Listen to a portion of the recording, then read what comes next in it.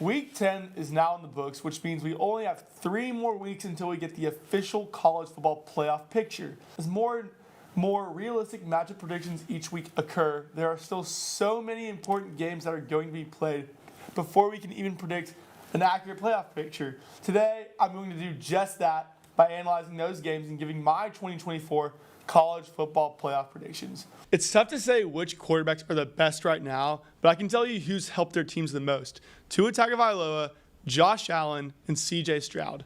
Focusing in on the Dolphins, Tua is leading the league in passing with over 1,300 yards and has completed a stellar 97% of his attempts. He's led his team to a 3-1 start, tied for first place in the AFC East. The Dolphins are already on pace to surpass their record from last year, and it's all thanks to Tua's delivery. Well, mostly. We have to give credit to his amazing receiving core in Tyreek Hill and Jalen Waddle, but still, he's putting up his end of the job. Starting things off, the Longhorns came back home to play at DKR for the first time in the month of October on Saturday.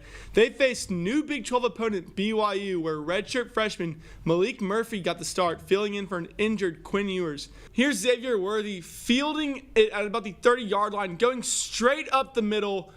Daylight. Worthy calls his own number on this punt return here. That's his first punt return for a touchdown of the season as the Longhorns go up by 7. Here's Malik Murphy next, taking the ball on offense, dumping out a pass straight up the middle. Kind of a lob, but it's brought in by Jatavion Sanders. He kind of has a thing for one-handed catches so far this season. But here is Murphy again, trying to avoid the pressure, and he kind of throws the ball into no man's land, picked off by BYU's Crew Wakely, where he would bring it all the way down to about the 25-ish yard line. But then here's Keaton Slovis for BYU again here, and it's picked off, tipped by Jahdae Barron and picked off by Terrence Brooks, where he's going to bring this one down all the way almost to the Texas' 25-yard line. 3rd and 4 for Texas. Here's Malik Murphy to a quick out to Jonathan Brooks for the first down, 1st and goal to go.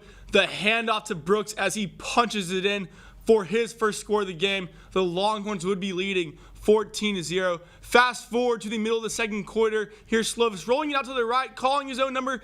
Gets almost flipped before he's brought down. Sets up the 24-yard field goal for BYU's first points of the game. Cougars still on offense right here. Throws it all the way downfield. A huge reception for the Cougars right here.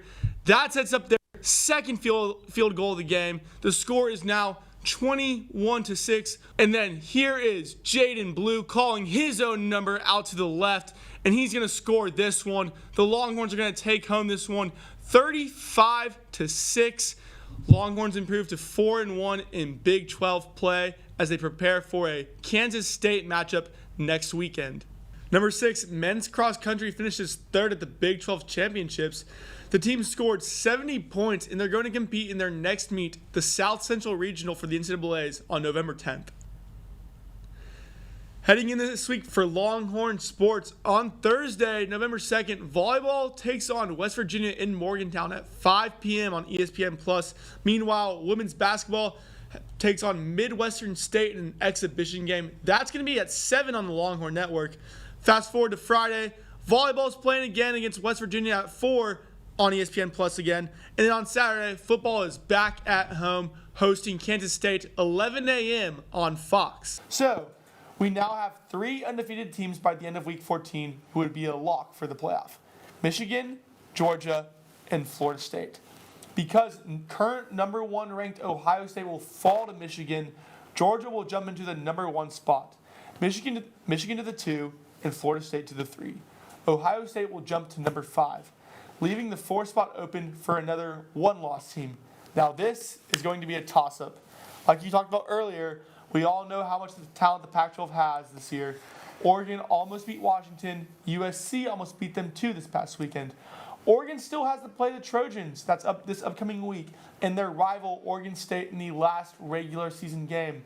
Oregon will lose one of these games and become a 2-loss team. I don't know who it's going to be against, but they'll lose one of them. But regardless, they'll still end up in the Pac-12 championship because of how the rest of the conference standings have already shaken out. The Ducks will face Washington in the Pac-12 championship again, and down will the Huskies go. We've seen Oregon do this before back in 2014 when they beat Arizona after losing to them earlier in the season. With Bo Nix, history for sure will be able to repeat itself. We'll see if it actually happens. With no remaining undefeated teams in the Pac-12, who does the last playoff spot go to? The Texas Longhorns. Why? They clearly are the one-loss team with the highest chances of winning out through conference championship week. Since Georgia will take the number 1 spot in the playoff, they'll get to choose which semifinal venue to play at. Because New Orleans is closer to Athens than Pasadena, the Bulldogs will probably elect to play in the All-State Sugar Bowl. They will take on 4th-ranked Texas in what will be a rematch from the 2019 Sugar Bowl that featured Sam Ehlinger and Jake Fromm. Because the Sugar Bowl has already been taken at this point, number 2 Michigan will play in the Rose Bowl. They'll take on 3rd-ranked Florida State, where the Seminoles will make their first ever CFP return, which will be the same stadium that they made their playoff debut in back in 2014 when they played Oregon. Now, we get on to the remaining New Year's Six bowl games.